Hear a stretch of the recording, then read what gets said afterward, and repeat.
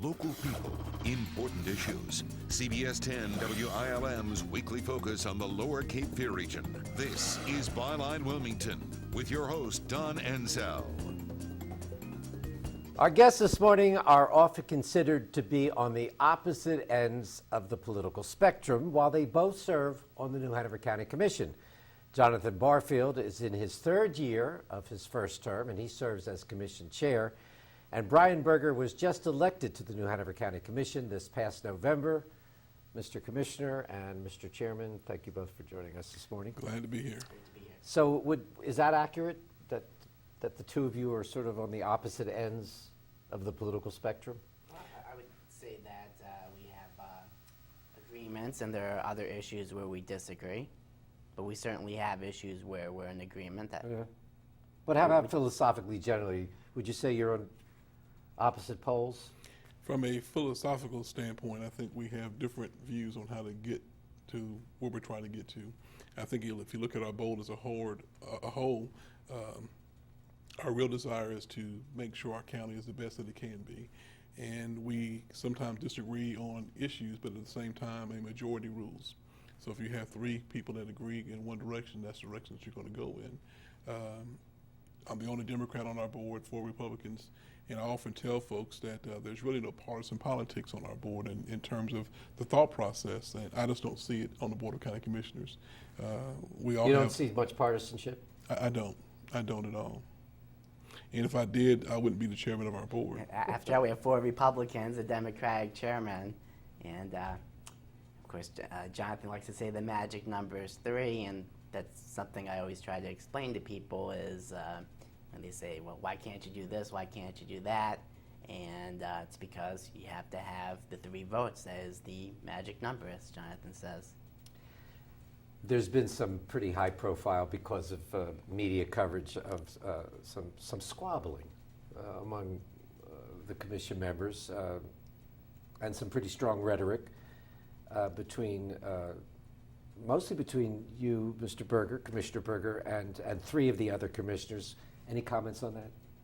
Well, that's in the past now. I think there were some things that were taken out of context. There's definitely some legitimate concerns that I was expressing. I think those are being addressed, and that is in the past. And I'm looking forward to moving forward with dealing with a lot of tough issues that we as a board have on our plates right now. So that's in the past, and I think we'll be better as a board in the future because of some of that.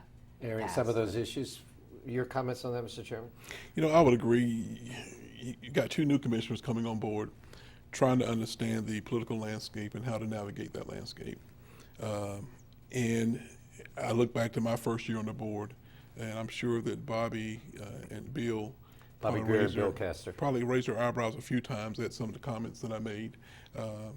And as a new commissioner, you think that you have all the answers. Being here 2+ years now, I understand that I don't have half of the answers, but I'm surrounded by a lot of folks that combined can deliver the answers that I need. And understanding you've got to find ways to build consensus, to work together, and speak with one voice as much as possible. We're not always going to see eye to eye on issues, but at the same time, understand that, again, we need to work together to accomplish the goals that we have. How would you characterize the relationship between you two now? Oh, I love it. Definitely say it's amicable. It's cordial? I think we have a good relationship. I tell him I love him all the time. He says that publicly. Behind the scenes, he's like, I hate that guy. How can we get rid of him?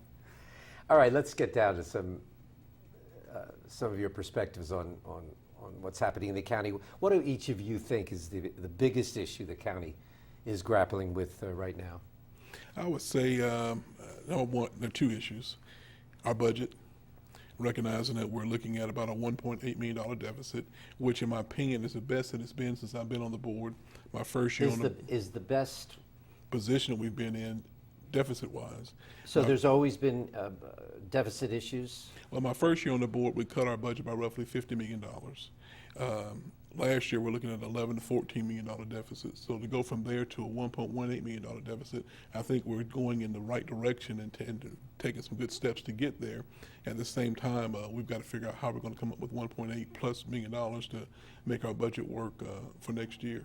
So that would be you think the biggest issue? That's the number one. The number two issue would be the non-attainment, the SO2 issue. We'll get to that too. That's what would you agree?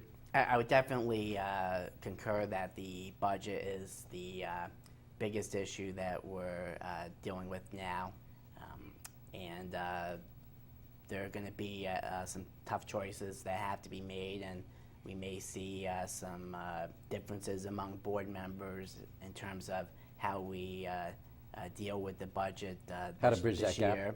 And but we definitely agree that the budget is probably the number one issue. As far as the second issue, I would probably The go, non-attainment? no, I would probably go with economic development, but certainly non-attainment is right up there. In the For top those of third. our viewers who may not be familiar with what we're talking about, we say non-attainment, we're talking about air quality and some environmental issues that we'll get to in just a minute. But getting back to the budget, Mr. Chairman, there were some questions about a statement you made during your State of the County speech on February 21st, when you reported to the public that the county was in good financial shape now. Do you stand by that statement? We are definitely in great financial shape. We're in good financial shape with it. We are, but with that, waste tech is something that's really thrown our budget a bit off. Recognizing that we had signed an agreement with R3, we had anticipated that they would be taking over the landfill by the end of December. Didn't think that things would take as long as they did. And because we didn't budget for that to be in operation, it cost the county roughly $500,000 that wasn't budgeted per month moving forward. So you're looking at January, February, March, and April. So that's 4 months right there. Look, roughly $2 million that we spent with waste tech alone. So your statement was based on the assumption that R3 was going to fulfill their. Pretty quick, yes. I see. Then looking at some of the things that the state is looking at doing in terms of their cuts. I was in Raleigh yesterday at a leadership forum and had the opportunity to speak with the Speaker of the House. And my comment to him was recognizing that when you make cuts on a state level, those things trickle down to the county level because we are an extension of state government. And if you're cutting there, either we're going to have to cut here or raise other revenues to provide the same level of service to the citizens here. Any comments on all that? Yeah, and that's where some of the issues I was alluding to earlier come into play, as far as to what extent that the county is able to make up for some of the cuts by the state, particularly in the area of education. That's one area that's been particularly hard hit, and how we address that, given the challenges that the county is already facing, is going to be, I think, a tough issue that the board is going to have to take on. And I think that's where we'll start to see perhaps some differences among board members about whether we look at increasing taxes, as some have suggested, or looking at cutting spending, as some like myself would rather see us go. We're going to hold it right there. When we come back, we'll talk about the possibility of a property tax increase for New Hanover County. Stay with us.